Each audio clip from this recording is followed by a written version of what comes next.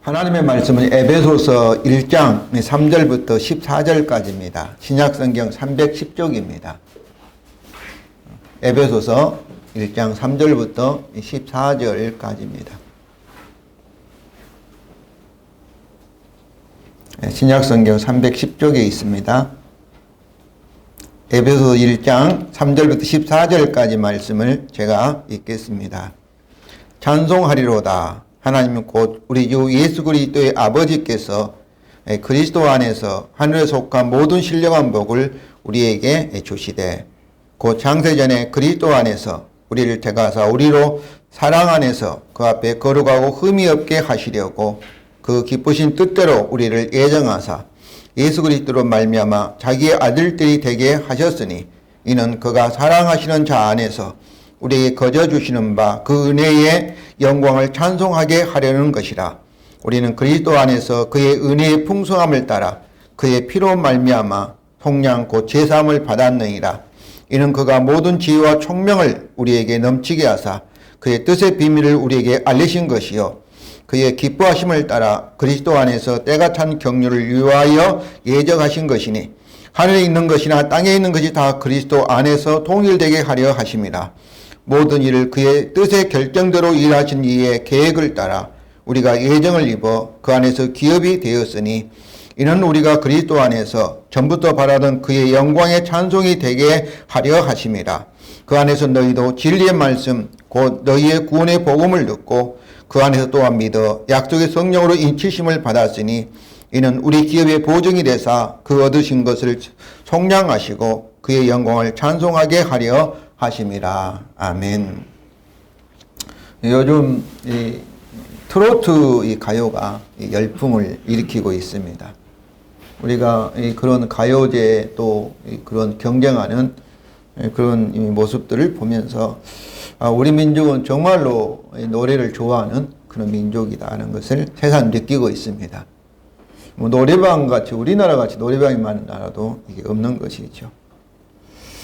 우리가 노래를 한다는 것은 전부 우리 민족이 노래를 좋아하고 노래를 한다는 것은 즐거움을 주는 것들에 대해서는 아름답고 사랑스러운 것에 대해서는 기쁨과 흥으로 이렇게 노래하였고 심지어 슬픔과 고통을 주는 것들까지도 이게 노래로 한을 풀어서 기쁨으로 바꾸었습니다. 이처럼 노래한다는 것은 기쁨과 흥을 희망한다는 것입니다. 그런데 우리 그리스도인들은 정말로 진정으로 노래하는 사람들입니다. 하나님께서 우리가 기쁨의 사람, 행복하기를 원하시기 때문입니다. 우리 자신도 기뻐하며 행복하기를 원하기 때문입니다. 어거스틴은 이것에 동의하였습니다. 왜 그리스도를 믿었고 왜 그리스도인이 되었냐고 묻는다면 어거스틴은 대답하기를 모든 사람이 이렇게 대답할 것이다. 나는 행복하기 위하여. 그러니까 복을 받기 위해서 기뻐하는 사람이 되기 위해서 자신은 그리스도를 믿었고 그리스도인이 되었다. 이런 말씀입니다. 우리가 고백하는 웨스트민스터 소요리 문답 제1문에도 같은 내용입니다. 제1문에 사람이 제일 되는 목적이 무엇입니까? 이런 질문의 대답이 사람이 제일 되는 목적은 하나님을 영화롭게 하는 것과 그를 영원토록 즐거워하는 것입니다. 여기서 목적이라는 단어가 목적들이 아니고 목적은 하나의 목적이잖아요. 그러니까 하나님을 영화롭게 하는 것과 하나님을 영원토록 즐거워하는 것은 같은 목적이고 같은 내용입니다. 곧 하나님께 영광을 돌리기 위해서는 뭐 하는 거예요? 하나님을 찬양하는 것이죠. 왜냐하면은 하나님을 기뻐하는 것, 하나님을 즐거워하는 것은 그분을 찬양하며 노래하는 것인데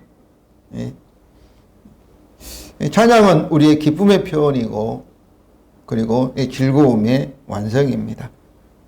그런데 우리가 하나님을 찬양한다 하면서 전혀 하나님을 기뻐하지 않고 즐거워하지 않으면서 의무적으로나 의식적으로 이렇게 찬양하는 것은 그건 진정한 찬양이 아니지요. 그것은 예식이라 할 수 있습니다.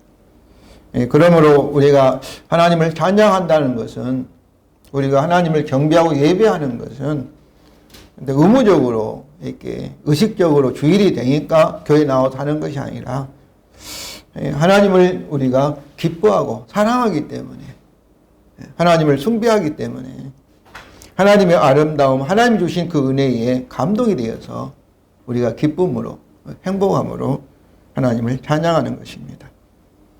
성도 여러분, 진정으로 행복하기를 원하십니까? 영국의 이렇게 문학가인, 유명한 문학가인 C.S. 루이스는 이렇게 말했습니다. 우리 주님은 행복이란 우리의 갈망이 너무 강하기는커녕 너무 약하다고 말씀하실 듯하다. C.S. 루이스가 보기에 그리스도인들이 행복하기를 원하지 않는 것 같다, 그런 말씀이죠. 복받기를 진정으로 기뻐하고 행복한 삶을 원하지 않는 것 같다, 이렇게 지적을 하였습니다. 존 파이퍼도 말하기를, 요즘 미국의 베들레헴 교회의 유명한 목사님이 있죠. 존 파이퍼 목사도 우리의 실수는 기쁨을 향한 우리의 갈망이 너무 강한 데 있는 것이 아니라 너무 약한 데 있다. C.S. 루이스와 같은 이야기죠. 우리는 기뻐하기를 원하고 우리 모두는 행복하기를 원해야 된다는 것이죠. 근데 많은 사람들은 바로 행복하기를 원하지 않는 것에 있다는 거죠. 말은 하지만 진정으로 행복하기를 원하고 진정으로 기뻐하기를 원하는 것이 아니라 너무 약하다, 그런 말씀이죠. 성도 여러분, 진정으로 C.S. 루이스나 존 파이퍼가 지적한 것처럼 여러분이 행복하기를 원하신다면, 진정으로 기쁨을 원하신다면 오늘 본문을 통해서 그 행복의 지혜를 발견하시기를 바랍니다. 에베소서를 기록한 사도 바울도 그 행복을, 기쁨을 노래한 사람입니다. 그는 로마 옥에 죄수로 갇혀 있으면서 그 기쁨을 노래하였습니다.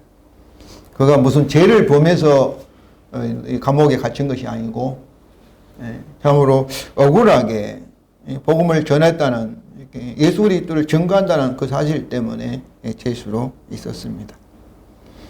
그는 언제 사형을 당할지, 참으로 사형 같은 일이 일어날지를 알 수 없는 긴박하고 불안한 처지에 있었습니다. 우리 같으면, 저 같으면 감사할 수도 없고, 그리고 찬송할 수가 오히려 불평, 원망할 수밖에 없는 그런 상황이죠. 그럼에도 불구하고 사도 바울은 행복이 너무나 넘쳐서, 기쁨이 넘쳐서 오늘 이 본문 에베소서 1장 3절에 첫 부분에서 찬송하리로다, 찬송하리로다, 하나님은 곧 우리 주 예수 그리스도의 아버지여, 이렇게 시작을 하고 있습니다. 사실 오늘 본문이 3절부터 14절, 11절로 되어 있죠. 그런데 신약 성경에서 하나의 가장 긴 하나의 문장으로 되어 있습니다.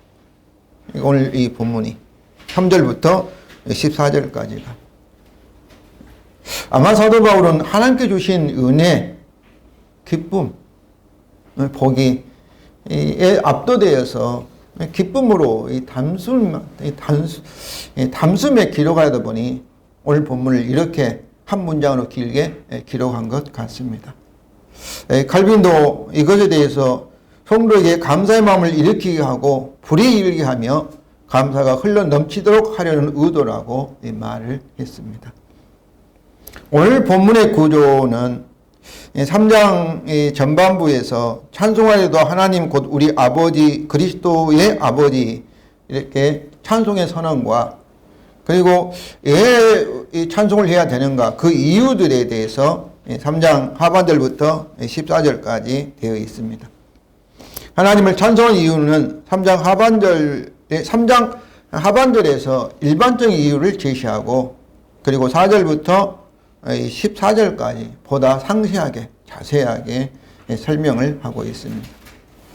우리가 TV에서 노래를 평가하는 것을 보면은 박자나 음정의 정확하고 음악적인 기교가 좋아야 하지만은 가장 이게 점수를 많이 맞는 것은 그 노래의 대상에 대한 감정의 표현이 결정적인 것을 봅니다. 그래서 자신들이 경험하였던 부모님의 아픔이라든지 어릴 때 부모님을 잃어서 부모님을 그리워하는 마음이라든지 바로 이런 것들에 대해서 하면은 많은 사람들이 공감을 하고 높은 점수를 주고 있습니다. 그러므로 이것을 우리 감정을 잘 표현하기 위해서 어때야 되겠어요? 우리가 노래하는 대상, 찬양하는 대상에 대해서 잘 알아야 합니다. 그래야만 그 노래의 내용에 따라 우리 감정을 노래로 잘 표현할 수가 있을 것입니다. 아마 사도 바울도 이것을 위해서 우리가 하나님을 찬양하여야 할 이유들을 자세하게 설명을 하신 것 같습니다. 4절부터 14절은 세 부분으로 되어 있는데 4절부터 6절이죠. 그리고 7절부터 12절, 13절부터 14절로 나누어지는데 마지막 각 부분의 마지막에 이 6절에 그의 은혜의 영광을 찬송하려 하려는 것이라. 그리고 12절에도 그의 영광의 찬송이 되게 하려 하심이라. 14절 마지막에도 그의 영광을 찬송하게 하려 하심이라. 거의 동일한 후렴의 구절을 가지고 있습니다. 이렇게 반복을 하는 것은 참으로 우리가 바울처럼 기쁨이 넘쳐서 하나님이 주신 은혜, 하나님이 주신 복들에 대하여 참으로 진정으로 기쁨으로 하나님께 감사하며 찬양을 해야 할 것을 의도하고 있습니다. 오늘은 3절부터 6절까지만 살펴보고 그리고 다음에 7절부터 14절까지를 살펴보겠습니다. 먼저 3절입니다. 찬송을 하리로다. 찬송하리로다. 하나님은 곧 우리 주 예수 그리스도의 아버지께서 그리스도 안에서 하늘에 속한 모든 신령한 복을 우리에게 주시되. 사도 바울은 하나님께서 우리에게 모든 복을 주셨으므로 하나님을 찬송하자. 하나님께 찬송을 드리자. 이렇게 선언을 합니다. 먼저 바울은 우리에게 하나님 곧 우리 주 예수 그리스도의 아버지께 찬송하자 선언합니다. 여기서 찬송하리로다 이 말씀은 해당되는 헬라어는 율로케토스인데 찬양받기에 합당하다, 복받다, 복받은 즐거운 그런 의미입니다. 그러니까 찬송하리로다 하나님 아버지 이런 말은 하나님은 찬송받기에 합당하신 하나님 아버지 이런 뜻입니다. 또 복받기에 축복받기에 합당하신 하나님 아버지 이런 말씀이죠.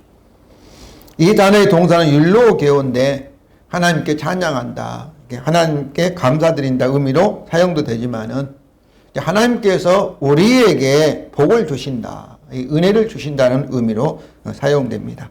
그래서 3절에서 찬송하리로다 이 말씀과 3절 마지막 하반절, 3절 하반절에 신령한 복 우리에게 주시되 복을 주시되 우리에게 복을 주시되 같은 그런 이 단어로 사용되고 있습니다. 바울은 우리가 찬양하는 하나님을 우리 주 예수 그리스도의 아버지라 이렇게 소개합니다. 예수 그리스도는 하나님의 아들입니다. 그런데 우리와 같이 참으로 양자가 되었다든지 또 창조된 그런 아들이 아니라 예수 그리스도는 본질적으로, 본체론적으로 하나님의 아들이십니다. 그런데 우리 주, 예수님이 우리 주라는 것은 우리 주인이다. 우리는 주에 속한다 이 말씀은 우리와 예수 그리스도를 연결시키고 그리고 예수 그리스도를 통해서 우리를 하나님과 연결시킵니다. 다시 말씀드리면 우리가 예수님에게 시집을 가면은 예수님이 우리의 주가 되고 우리의 남편이 되고 그리고 예수 그리스도의 아버지이신 하나님이 우리의 뭐가 되겠어요? 인간적으로 말하면 우리의 시부모님이 되는 것이죠. 그래서 우리는 우리 주 예수 그리스도와 연합되어서 그리스도 안에서 하나님의 자녀, 아들, 양자가 되었습니다. 바울은 이미 2절에서 하나님을 우리 아버지라고 하였습니다. 바울은 하나님의 아들인 우리는 우리 하나님 아버지를 찬양하자는 것입니다. 바울은 이제 우리가 하나님을 찬양할 이유를 설명합니다. 왜 우리가 하나님 아버지를 찬양해야 할까요? 이는 하나님 아버지께서 자신의 아들인 우리에게 복을 주셨기 때문입니다. 3절 하반절이죠. 하나님께 그리스도 안에서 하늘에 속한 모든 신령한 복을 우리에게 주시되. 여기서 이 주시되 이 동사가 부정 과거형이라는 것은 이미 과거에 이미 복을 주셨다는 것을 말합니다. 그래서 하나님께 우리에게 이미 복을 주셨다. 우리는 이미 그리스도 안에서 복을 받은 사람이다. 이런 말씀입니다. 그러니까 우리가 복음을 듣고 예수 그리스도를 우리 마음에 영접했을 때 그때 어떤 거예요? 우리는 하나님 아버지로부터 이미 모든 복을 받았다. 그런 말씀입니다. 그러므로 우리는 하나님의 모든 복을 이미 받은 행복한 사람들입니다. 이것을 알고 있는 바울은 억울하게 갇혀있는 옥에서도 하나님께 찬양하자고 외치고 있는 것입니다. 이 진리를 아신 예수님은 자신의 최초의 설교인 산상수훈에서 제자들에게 마카리오스, 즉 행복한 자들이여 라고 외치신 것입니다. 성도 여러분, 정말 여러분이 그리스도 안에서 하나님의 모든 복을 받은 자이라는 것을 아셔야 합니다. 우리는 저주와 사망의 사람이 아니에요. 그리스도 안에서는 우리 모든 우리는 행복자입니다. 행복자입니다.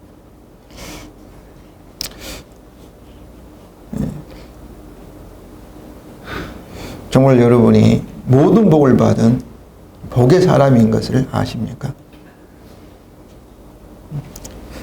이것을 알기 위해서는 세 가지가 있는데, 첫째는 우리 자신의 죄와 불행이 얼마나 큰가를 알아야 하고, 둘째는 우리의 모든 죄가 불행에서 어떻게 구원을 받은지 알아야 하고, 셋째는 그 구원에 대하여 어떻게 감사해야 하는지를 알아야 합니다. 사도 바울은 오늘 본문에 우리에게 이것들을 알려주고 있습니다.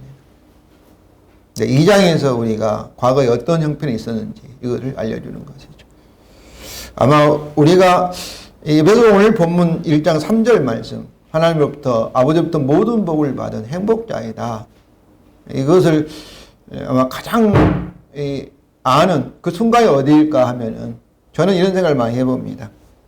내가 이게 이 세상을 떠날 때, 죽을 때, 그때 우리 육체를 벗어버리고 그때는 이제 완전히 우리 영혼만 남지 않겠어요.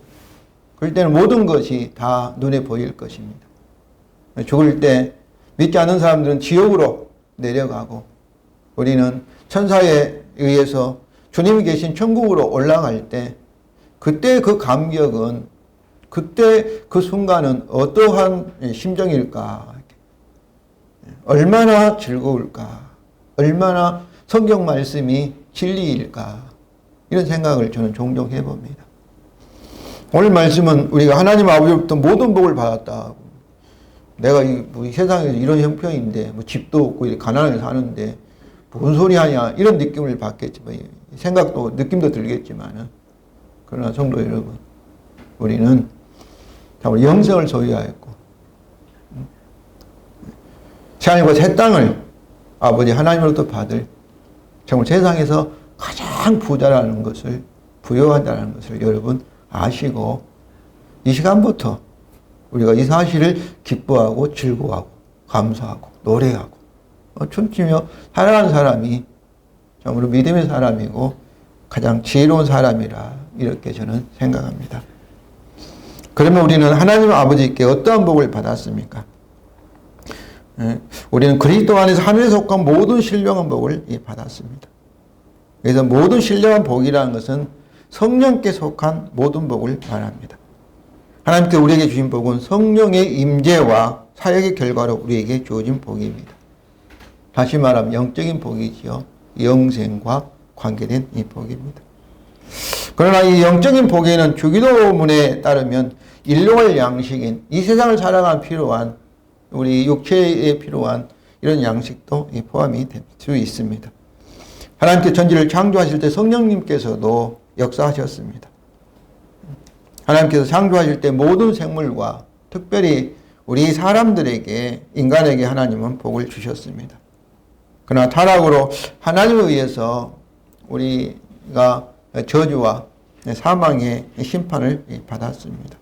또 이 땅도 우리 때문에 하나님의 저주를 받아서 오늘날 우리가 코로나 이런 바이러스에 의해서 고통을 당하고 있는 것이죠. 그러므로 우리가 받은 모든 신령한 복은 이런 하나님의 저주와 사망의 심판에서 해방되는, 구원을 받는 그런 복이 여기서 말하는 신령한 복인 것입니다. 그래서 제문제 제기라는 것은 예수 십자가의 대속의 근거에서 성령에 의해서 구원을 받은 모든 복을 말하는 것이죠. 예를 들면 현재 우리가 그리스도 안에서 건강하게 또 세상에서 즐겁게 사는 것도 하나의 복이라고 할 수 있지만은, 그러나 궁극적인 복은 뭐겠어요? 아프지도 않고 늙지도 않고 체하지도 않고, 그리고 영원한 몸, 신령한 몸, 성령의 몸이 곧 부활의 몸입니다. 죽음도 없는 그런 몸을 가지는 것이 우리가 받은 모든 신령한 복에 포함이 되지요. 이 세상에 사는 동안 일시적으로 우리가 잠깐 편리를 위해서 받는 물질적인 복도 복이지만은, 그러나 더 좋은 복은 어떤 복이 있어요? 그런 복도 우리가 그리스도 안에 하나님으로부터 은혜로 받을 수 있지만은, 그러나 더 좋은 복은 죽음을 이기는, 늙음을 이기는 참으로 부활의 몸, 영생, 이것이 가장 큰 복이라 볼 수 있습니다. 또한 우리가 받은 모든 복은 하늘에 속한 복입니다. 여기서 하늘을 하면 뭐 해가 있고 달이 별이 있는 이 하늘이 아니라 보이지 않는 영적인 영역을 말합니다. 그리스도께서 승천하여서 만물을 통치하시는 하나님 보좌 우편을 말합니다. 십자가에 우리의 죄를 위해서 죽으시고 하나님께서 그 그리스도를 부활하게 하시고 승천 하나님 보좌 우편에 앉게 하셨다는 것은 하나님의 소유하고 계시는 모든 하늘과 땅의 소유권을 누구에게 주셨다는 거예요. 바로 우리 주님에게 주셨다, 이런 말씀입니다. 하늘에 속한 복은 바로 우리 주 예수 그리스도께서 하나님 아버지로부터 받아 소유하시고 통치하시는 모든 복을 말합니다. 이것은 하나님 아버지께서 창조 원작을 십자가에 죽기까지 순종하신 우리 주 예수 그리스도에게 주신 모든 복입니다. 우리 주님께서 하나님 아버지로부터 모든 복을 받으시고 그 다음에 어떻게 하시는 거예요? 주님을 믿는, 주님에게 결혼한 주 안에서 하나된 우리에게 나누어 주신 모든 복입니다. 그러므로 우리가 받은 복은 어디에서만 가능하겠어요? 그리스도 안에서만이 받을 수 있는 복입니다. 그리스도를 떠나서는 어떠한 신령한 복도, 하늘에 속한 복도 받을 수가 없습니다. 그리스도 밖에서는 여전히 자기 죄로 인한 하나님의 창조 원작에 따라 저주와 사망, 그리고 마지막에는 영원한 지옥 형벌을 받게 될 것입니다. 오직 그리스도 안에서만이, 그리스도께서 하나님 아버지로부터 창조 원작을 완성한 그리스도께서 받으신 복을 우리에게 나누어 주시는 거죠. 우리가 성령을 하나님으로부터 받았다, 이 말씀도 하나님께 아버지께서 누구에게 성령을 주셨어요? 그리스도에게 먼저 성령을 주시고 그리스도께서 받으신 성령을 우리에게 나누어 주시는 겁니다. 그러니까 우리가 하나님 아버지로부터 좋은 것을 받는 것은 다 누구를 통해서? 그리스도를 통해서. 그리스도가 먼저 받으시고, 그리고 그리스도께서 그리스도 안에 있는 자신의 아내들인 자기와 한 몸이 된 우리에게 나누어 주신다, 이것을 아시기 바랍니다. 그렇기 때문에 사도 바울은 오늘 본문 3절부터 14절에 그리스도 안에서, 그 안에서 그 피로 말미암아, 주 예수 그리스도로 말미암아, 이런 이 내용의 구를 각 절마다 반복하고 있습니다. 그리스도 안에서는 10번인가 11번 이렇게 반복하고, 그리고 주 예수 그리스도로 말미암아, 그 피로 말미암아, 이것은 2번 이렇게 사용하고 있습니다. 그러니까 우리는 그리스도 안에 있는 사람, 그 그리스도인, 그리스도에게 속한 사람, 그리스도에게 연합된 사람이 저와 여러분이라는 것을 아시기를 바랍니다. 그렇습니다. 우리는 믿음으로 그리스도와 연합함으로 그리스도 안에서 하늘 속한 모든 신령한 복을 이미 받았습니다. 이 말씀은 그리스도가 받은 복을 우리가 공동으로 소유하고 있다, 그리스도와 함께 받았다, 이런 말씀이죠. 이제 바울은 우리가 하나님 아버지를 찬송해야 할 이유들을 구체적으로 상세하게 4절부터 14절에 설명하고 있습니다. 우리가 하나님 아버지로부터 받은 복들이 구체적으로 어떤 복들인가를 설명하고 있는 것이죠. 첫째로 4절과 6절에서 4절부터 6절에 하나님께 우리를 선택하시고 예정하사 예수 그리스도를 말미암아 자기의 거룩과 흠이 없는 아들이 되게 하셨기 때문입니다. 우리는 하나님의 선택과 예정으로 예수 그리스도로 말미암아 하나님의 거룩과 흠이 없는 사랑의 아들이 되게 하는 복을 받았기 때문입니다.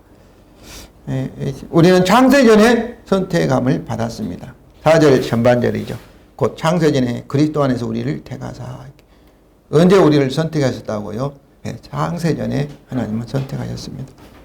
창세전에 선택하셔서 하나님을 세상을 창조하기 전에, 사람이 세상에 존재하기도 전에, 이 말씀은 우리가 세상에 태어나기 전에, 우리가 태어나서 무슨 선을 행한다든지 좋은 일을 행하든지 악을 행하기도 전에 하나님께서는 우리를 선택하셨다는 것입니다. 이것은 우연히 우리가 선택받은 것도 아니고 또 우리의 어떤 선행이나 어떤 공로나 우리가 뛰어나고 아름답기 때문에 선택받은 것도 아니라 전적으로 누가 선택하신 거예요? 하나님께서, 하나님 은혜로 하나님께서 우리를 선택을 하셨습니다. 두 번째로는 그 창세전에 그리스도 안에서 우리를 택하사. 창세전에 언제 택하여? 그리스도 안에서 저와 여러분을 하나님은 선택을 하셨습니다. 그러니까 창세전에도 그리스도께서 계신 것이죠. 이것을 그리스도께서 선재하신다. 그리스도께서 하나님이시다 하는 것을 우리에게 가르쳐주고 있습니다. 창세전에 그리스도 안에서 우리를 선택하셨다는 것은 어떤 의미겠어요? 하나님께 그리스도의 십자가와의 대속에 근거하여서 저와 여러분을 선택하셨다 이런 말씀입니다. 우리에게 영생과 복을 주기로 선택하신 거죠. 그런데 우리는 세상에 태어난 순간 어떻습니까? 온죄를 가지고 태어나서 어디에? 저주와 사망의 심판 아래 있는 세상에 태어나서 우리가 살게 되었습니다. 그런 죄인인 우리, 저주와 사망의 사람 우리를 하나님이 생명과 복을 주기 위해서는 어떻게 해야 되는 거예요? 그리스도 안에서 저와 여러분을 선택하신 거죠. 생명과 복의 사람으로. 그것은 예수 그리스도의 십자가의 대속, 우리 죄를 대신 십자가에서 짊어지시고 창조 언약에 따라 심판을 받으신 예수 그리스도를 통해서 근거해서 저와 여러분을 선택을 하신 것입니다. 그러므로 그리스도는 창세전부터 우리를 대표자이시고 우리의 주가 되셨습니다. 그러면 저와 여러분 창세전부터 그리스도 안에서 하나님으로부터 의롭다고 인정함을 받았습니다. 그러니까 십자가가 2000년에 있었지만은 십자가의 이 사건은 성부와 성자와 성령 하나님 사이에는 언제부터 있었어요? 세상을 창조하기 전부터. 십자가, 하나님 아들 예수 그리스도의 십자가를 통해서 우리 인류를, 죄인을 구원하시기로 하나님께서 서로 협정을 정하신 겁니다. 이것을 구속 언약이라 이렇게 말하고 있습니다. 베드로전서 1장 18절부터 20절입니다. 너희가 알거니와 너희 조상이 물려준 헛된 행실에 대속함을 받은 것은 의나 금같이 없어질 것으로 된 것이 아니라 오직 흠없고 점없는 어린 양 같은 그리스도의 보배는 피로 된 것이니라. 그는 창세전부터 미리 알려지신 바 되시니니 이 말씀이 너희를 나타내신 바 되었으니. 그가 누구겠어요? 그리스도의 십자가에서 우리를 죄를 위해서 보배는 피를 흘리신 그리스도를 말하지 않습니까? 창세전부터 미리 알려졌다. 창세전부터 존재하였고 그리스도께서 십자가에서 우리 죄를 위해서 대속하실 것이 죽으시고 희생 제물이 되실 것이 이미 창세전부터 알려진 사실이다. 이런 말씀이죠. 이처럼 우리는 그리스도 안에서 하나님 은혜로 선택을 받았습니다. 또한 우리는 하나님의 기쁘신 뜻대로 선택을 받았습니다. 이 5절에 있지요. 우리가 다른 사람을 비교해 더 높은 공로나 또 아름다움이나 뛰어남이나 우수함이나 자격이 있어서가 아니라 하나님 선택과 예정을 받은 것은 전적으로 뭐예요? 하나님께서 우리를 선택하시기를 기뻐하셨기 때문입니다. 하나님의 주권적인 뜻에 의해 선택을 받았다는 것이죠. 곧 하나님 은혜로, 하나님의 조건 없는 사랑으로, 하나님의 기뻐하심으로 저와 여러분이 선택을 받았습니다. 오늘 하나님의 이런 선택과 예정의 교리가 많은 공격을 받고 있습니다. 하나님께 누구는 선택하고 누구는 선택하지 않고 마치 불평등하고 불공정하신 것 같이 생각이 되어서 예정과 선택 교리를 비판하고 싫어한다 이렇게 하고 있습니다. 근데 이렇게 생각하는 잘못이죠. 왜 그러겠습니까? 예를 들면 사형수의 두 사람이 있는데 대통령은 사면할 그런 권리를 가지고 있습니다. 그런데 대통령께서 한 사람은 사면해주고 한 사람은 사면해주지 않아서 한 사람이 사형을 당하게 되었습니다. 그런데 사형 당한 사람이 불공평하다, 불공정하다 이렇게 항의할 수가 있습니까? 그가 사형을 당한 이유가 무엇입니까? 대통령이 사면해주지 않아서가 아니고 그가 사형을 당할 그런 흉악한 죄를 범했기 때문에 그 사형을 당하는 것입니다. 이와 같이 우리가 죄인이기 때문에 우리가 하나님으로부터 저주와 사망의 심판을 받고 있기 때문에 하나님께서 누구는 선택하고 누구는 선택하지 않고 예정하지 않았다고 불평할 수 없는 것이죠. 더욱이 하나님 선택과 예정을 비난할 수 없는 이유는 무엇이겠습니까? 하나님께서 창조 언약을 범하면서 무시하고 우리를 선택과 예정한 것이 아닙니다. 하나님께서 창조 언약의 근거에서 그리스도 안에서 우리를 선택하셨기 때문입니다. 하나님께서 그리스도를 통하여 우리의 죄의 값을 창조 언약에 따라 율법 언약에 따라 다 지불하시고 그 율법 언약의 요구를 다 완성하신 후에 그것에 근거하여서 우리를 그리스도 안에 선택하셨기 때문에 어떤 사람도 하나님 선택과 예정을 비난할 수가 없습니다. 그렇습니다. 하나님께서 창세전에 그리스도 안에서 그의 깊은 뜻대로 우리를 선택하시고 예정하신 것입니다. 하나님께서 자격 없는 우리를 선택하시고 예정하신 것은 전적으로 하나님의 주권적인 뜻이고 그리고 하나님의 조건 없는 사랑이고 하나님의 은혜입니다. 이제 바울은 하나님께서 우리를 선택하시고 예정하신 목적을 설명합니다. 4절부터 5절이죠. 4절 5절 읽겠습니다. 그 창세전에 그리스도 안에 우리를 택하사 우리를 사랑 안에서 그 앞에 거룩하고 흠이 없게 하시려고 그 기쁘신 뜻대로 우리를 예정하사 예수 그리스도로 말미암아 자기의 아들들이 되게 하셨으니 이렇게 말하고 있습니다. 하나님께서 우리를 예수 그리스도로 말미암아 하나님 앞에서 거룩하고 흠이 없는 사랑의 아들이 되게 하기 위하여 우리를 선택하시고 예정하셨다는 것입니다. 하나님 앞에 거룩하고 흠이 없다는 것은 하나님같이 거룩하고 완전하다는 것입니다. 그리고 사랑 안에 우리를 선택했다는 것은 하나님은 사랑이지 않습니까? 우리도 선택할 바는 우리도 하나님같이 사랑의 사람, 하나님을 사랑하고 이웃을 내 몸처럼 사랑하는 그런 사랑하는 사람으로 선택을 하였다는 것입니다. 그러므로 하나님 앞에 거룩하고 흠이 없다는 것, 하나님같이 사랑한다는 것은 뭐겠어요? 하나님같이 하나님을 닮은 하나님 형상을 가진 아들과 딸이 되었다는 것입니다. 그리스도는 하나님의 형상입니다. 골로새 1장 15절도 그렇게 되어 있고 고린도후서 4장 4절에도 그리스도는 하나님의 형상이라. 곧 그리스도를 보면은 하나님은 사랑과 하나님의 완전함, 의로움과 거룩함을 우리가 알 수가 있는 것이죠. 그러므로 로마서 이 8장 29절입니다. 하나님 미리 아신 자들, 이렇게 미리 선택한 자들, 예정하신 자들을 또한 그 아들의 형상을 본받도록 하기 위하여 미리 정하셨으니 이는 그로 많은 형제 중에 맏아들이 되게 하려 하심이라. 우리를 예정하신 목적은 뭐예요? 그의 아들이 누구예요? 예수 그리스도의 형상, 예수 그리스도 같은 아들과 딸이 되도록 하기 위해서 하나님은 우리를 선택하시고 예정하셨다는 것입니다. 그러니까 저와 여러분은 어떻게 되겠어요? 결국 하나님의 예정과 선택의 목적대로 지금은 부족하지만 옆에 좀 자기 자신에 대해서 만족하지 못하고 그러지만은 누구처럼 되겠어요? 저와 여러분 다 예수 그리스도 같이 변화되어서 영광의 사람이 될 줄로 믿습니다. 그러니까 저와 여러분 하나님 같이 될 사람들이에요. 하나님 같이, 예수 그리스도 같이. 근데 우리가 하나님이 되는 것은 아닙니다. 여전히 우리는 피조물이지만은 하나님과 우리는 구별이 되지만은 하나님을 닮는다 해서 하나님 성품을 모든 것이 우리 성품이 된 것이 아니고 하나님 사랑이라든지 의롭이라든지 이런 아름다움, 이런 부분은 우리가 하나님을 닮을 수가 있죠. 그러니까 옆에 있는 성도를 볼 때, 또 내 자신을 볼 때 우리는 누구예요? 작은 예수입니다. 예수 그리스도예요. 그리고 세상의 주인이 될, 하나님의 모든 복을 받아서 새하늘로 새 땅의 주인이 될 그리스도 안에서.